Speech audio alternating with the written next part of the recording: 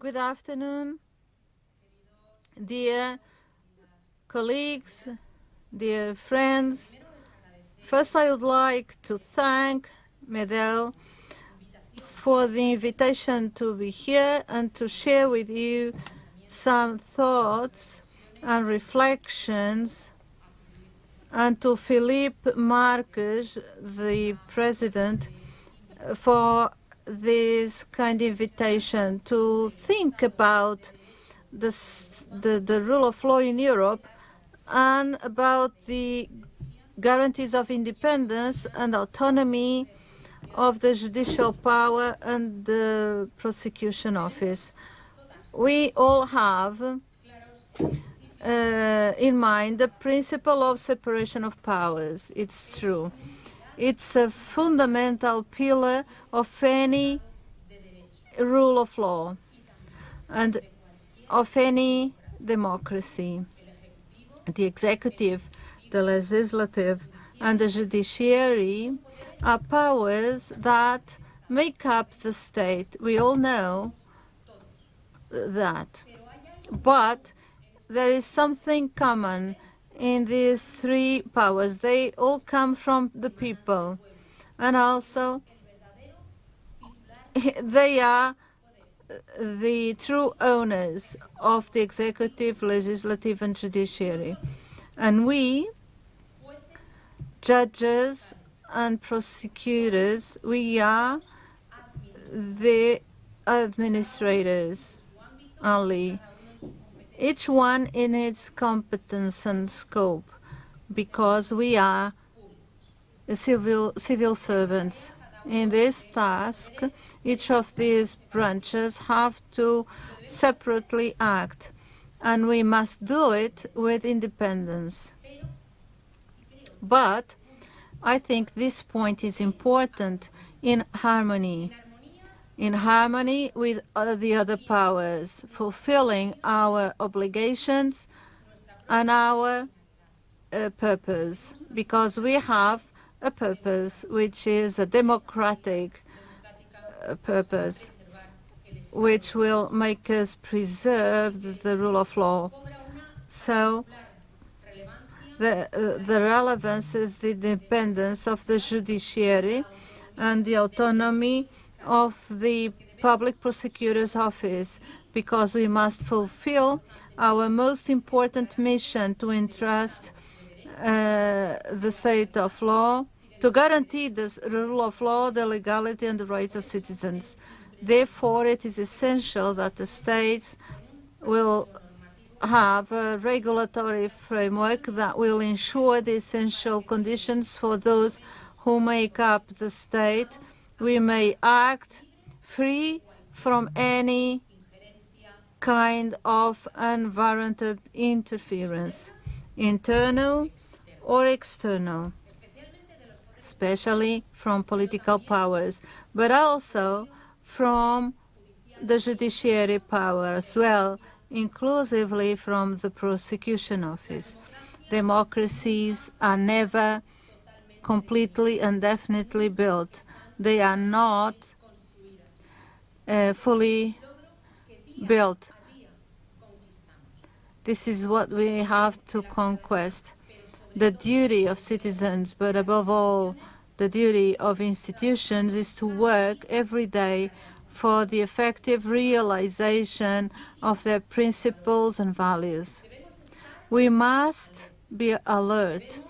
We must react to political and ideological drifts that may jeopardize those democratic standards that we have given ourselves through national and international consensus among all of us. They are not just abstract threats, because in Europe we are witnessing legal reforms that affect the independence of the judiciary, such as those in Poland and Hungary, which give rise to a great shared concern and which have prompted a reaction from European bodies and courts.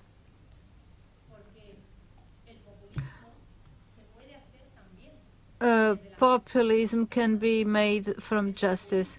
Populism needs justice, and the regression in rights, civil and political rights, may come from justice. And we are all here to think about that and to prevent from those risks. So we have to do a profound reflection on the position of the judiciary, and for now, what now corresponds to us to address in this roundtable of the Public Prosecutor's Office in democratic systems of justice. So we must take the path towards the definite strengthening of the autonomy of the Public Prosecutor's Office in all possible areas. So we have to have common standards of independence and autonomy, and also a supranational evaluation and control mechanisms, because this can help us to preserve our autonomy. Among them, I will highlight, within the scope of the Council of Europe, the rounds of evaluation and recommendations of the group of experts against corruption on judicial independence. I must say that the latest assessment of Spain has improved significantly, because has evolved from a globally unsatisfactory in 2016 and 2018 to conclude in 2019. We have been progressing. We had it in the 2019, 2020, and 2021. We have partially completed the recommendations. The only one that exclusively depend on the Public Prosecutor's Office, the establishment of a code of ethics for the prosecutors, have been satisfactorily completed by the Greco group, namely the way we have approved this code of ethics with the active participation of the whole prosecution career, all the members that are part of the Spanish Public Prosecution Office. And this is very important. I would like to also consider the opinions of the Consultative Advisory Council of European Public Prosecutors. Antonio Bercher will discuss this. So I would like to make a reference to the report of the Convention of Venice regarding the rules on the independence of the judiciary, referring to the prosecution office. I would like to also take the opportunity to explain the guidelines of the regulation of the Public Prosecution Office in Spain and its legal guarantees of autonomy, and also to bring some reflections, namely reflections for the future, in a future that for the Spanish Public Prosecution Office is very important, because the Spanish prosecutor is not right now the one in charge of the investigation, but projects are being prepared for us to have this investigation. So it's the right time to be concerned about a real autonomy. I would like to explain something, because it was said that we depended on the executive, but I would like to share with you the Spanish system. The Constitution of '78 contemplates the Public Prosecutor's Office in Article 124, integrated in the judicial power, but with autonomy, functional autonomy, and with its functional bodies. It is an institutional construction which is quite complex given its functioning.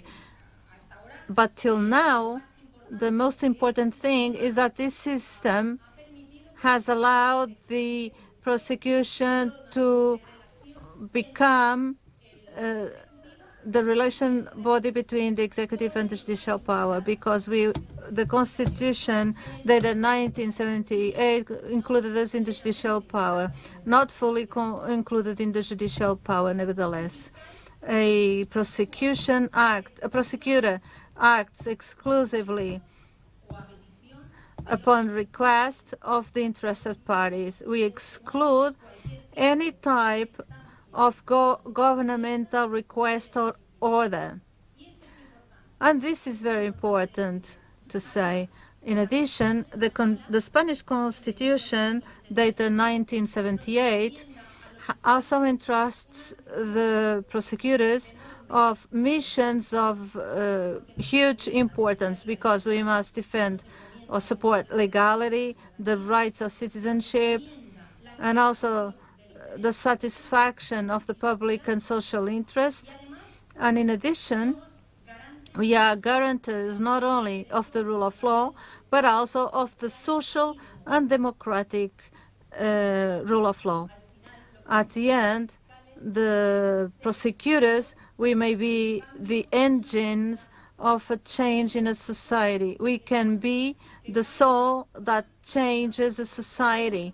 We can make us stronger and to strengthening the democratic principles. So we need to be more autonomous. The defense of legality as a manifestation of the people's will becomes the main and most characteristic mission of the public prosecutor's office. The constitutional configuration, as I was saying, also attributes to the prosecution the defense of the citizens' rights in an organic and full sense, requiring an expansion of our functions or duties. The public prosecutor will actively be present in all the areas and procedures in which fundamental rights and public liberties may be compromised, because our mission is to guarantee its effective protection. Our protective functions are thus strengthening, and we want to move towards a principle of universal protection of fundamental rights and public liberties. Our constitutional mission goes beyond defending the public interest protected by law and beyond the jus puniendi, because we are also invited to maintain social peace. To this, it adds the promoting of satisfaction of social interest, that which represents the benefit and the progress of society, which is relevant when it puts in connection with the guiding principles contained in our constitutional text.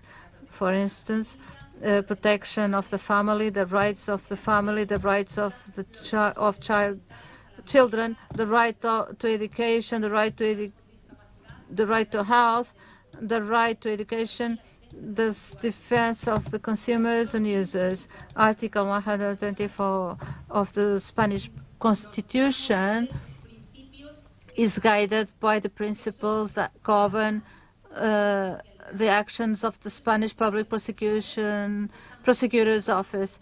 We are submitted only to the empire of law. As I said before, we are only guided by public interest. But in addition, we have two principles that are important, which can be a vehicle of a certain of our autonomy if we use it adequately. The action and independence and hierarchic independence. But hierarchic independence is the vehicle or instrument to ensure the action unit, and therefore we will be able to achieve the equality of all citizens before the law, because then we will be able to have equality before the law. So we must have, by the Public Prosecution Office, a uniform answer with homogeneous criteria for execution of action. And this has to happen across the country. As recalled, the European and international bodies have reiterated the principle of hierarchic dependence should not be an obstacle to the autonomy of the public prosecutor's office and its consideration as an impartial authority. This has been referred to, for example, in judgment of the CGU of the 12 December 2019. According to which the requirement of independence excludes the possibility of being subject to instructions from the outside the judiciary, in particular from the executive, but does not prohibit internal instructions which may be given to prosecutors by their hierarchical superiors, who are also prosecutors. So our structure is territorially structured into different prosecutors' offices. In Spain, we have the autonomous community, the provincial and the area prosecutors' offices, each with a chief prosecutor at the head. Likewise, the units of the General Prosecutor's Office, as well as the Special Prosecutor's Office, and the central bodies that have their own chiefs. The networks of specialist prosecutors are also directed by the corresponding chamber prosecutor, who is responsible for coordination. At the top of this system is the State Prosecutor General, the highest representative of the public prosecutor's office, who has the powers granted to him or her by the organic statute. But I will make it clear, I don't have jurisdictional duties. I have executive duties, because the essential duty of the prosecutor is to develop the criminal policy of the executive. This is true. To focus the matters that a certain executive that came up from the votes, people's votes, needs for society. As an instrumental, as a main instrument, hierarchical dependence does not imply a strict control over the actions of prosecutors, because they maintain their personal autonomy through a system of checks and balances. We have an organic statute of the Public Prosecutor's Office that establish checks and balances that prevent an absolute power since those offices. This is important because we ensure internal autonomy. We foresee control mechanisms such as the Public Prosecutor's Office boards and the intervention of the Public Prosecutor's Council, a democratic representative body of the career that gather to discuss certain matters related to jurisdiction. This is very important because the boards have a principle of democratic behavior that are used to control intentions that can interfere in the action of prosecutors. In addition, we also have the Public Prosecutor's Office, that is a democratic representative body of the career. 12 members, 9 of which are elected by direct suffrage of all prosecutors. The Council has important functions, such as informing on appointment proposals, resolve certain disciplinary and merit-based cases. They hear the requests that chief prosecutors make for them in a specific case, as well as nominations or replacements made by the general prosecutor, among other duties. The action of the Attorney General is also an opposition to to what can be done. The statute also regulates an important mechanism to safeguard the personal autonomy of prosecutors, the right to disagree with the orders or instructions of a hierarchic superior when he or she considers them illegal or inappropriate, by raising the discrepancy before the prosecutorial board, which the chief prosecutor must hear before adopting the corresponding decision.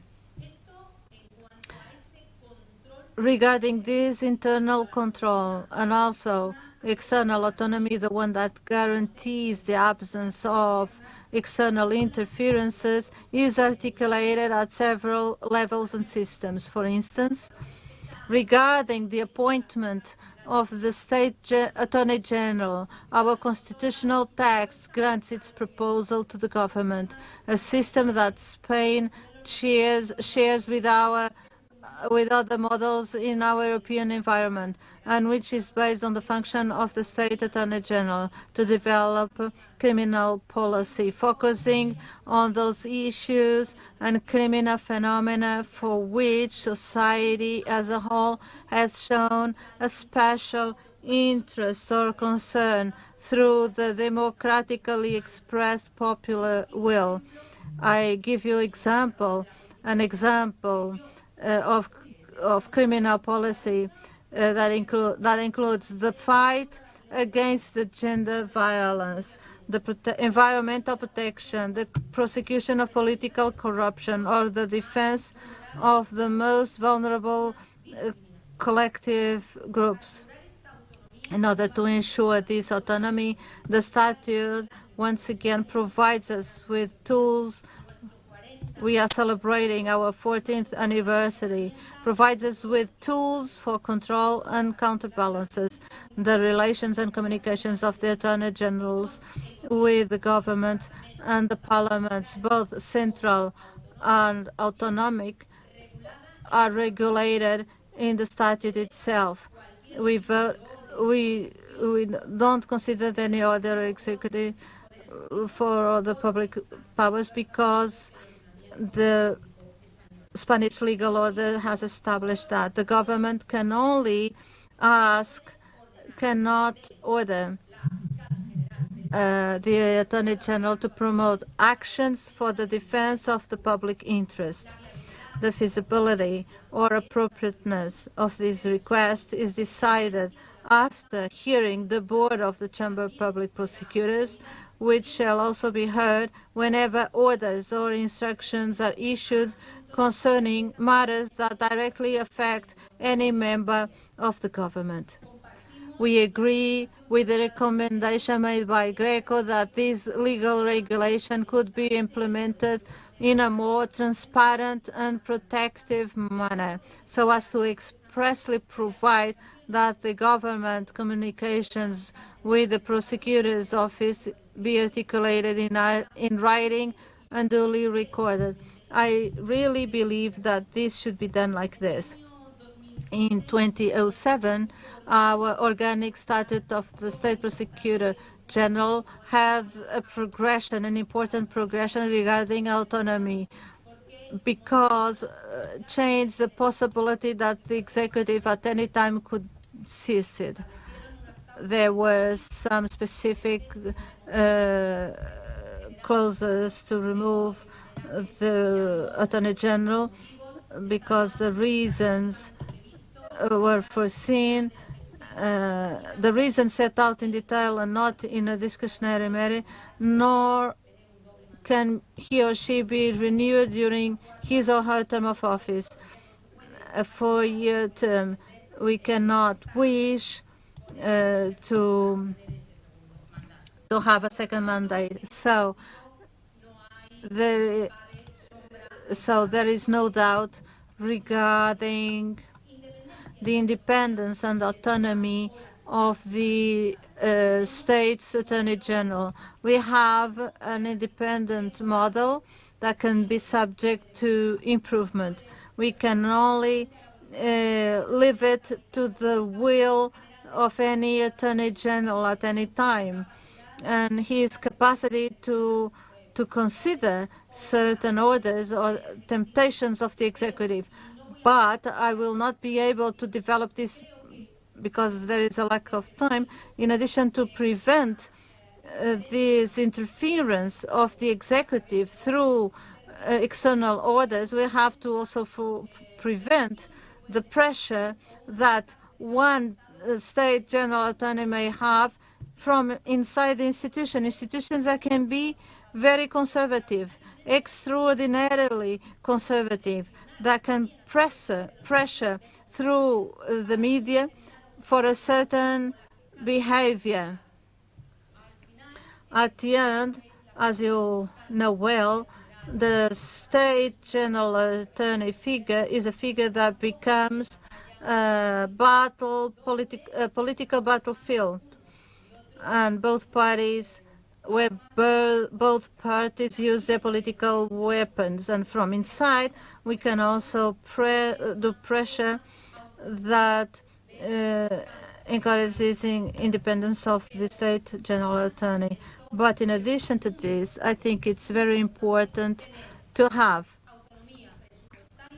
budgetary autonomy, organizational autonomy, ruling autonomy, and something that is essential, formative autonomy as well, to have the tool of training. We are speaking about something that gives us the real independence, to have the economic means, to have the possibility for us to be organized independently, to have the capacity to be regulated, and also, above everything else, to have the capacity to train ourselves, because if we have training, we will ensure independence and autonomy. And in this pathway is the pathway I'm doing, trying, as you can guess, to do this balance, namely a balance not to at short term with these lights, at long term to think that we have a big institution such as the Public Prosecutor's Office. We are part of justice. We can also try and to avoid any regression of rights that we have to preserve, because we are mainly civil servants. We work for society and we work for those rights and liberties. Thank you very much for your attention.